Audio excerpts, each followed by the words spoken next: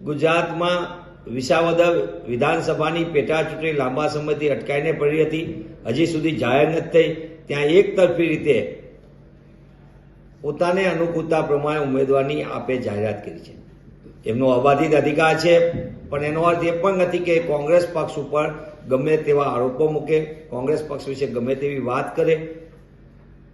વાતચીત વિના એકતરફી જાહેરાત કરવી અને બીજી બાજુ ભાષાની મર્યાદા વિના કોંગ્રેસ ઉપર આરોપનામા મૂકવા, સહયોગ લેવો છે અને પાછું બીજી બાજુ કોંગ્રેસ ઉપર ગમે એવું આરોપે મૂકવા છે.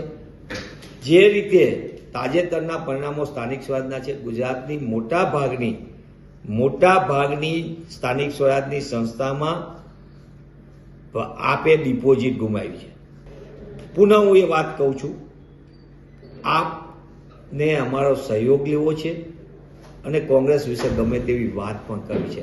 આ બંને વસ્તુ એકસાથે ન ચાલી શકે. અપરિપક્વતા એ આપ માટે સામાન્ય બાબત છે. વધુ એક વખત એમને આ દેખાડી છે, ત્યારે હું એમના વિશે વિશેષ કહેવા માંગતો નથી.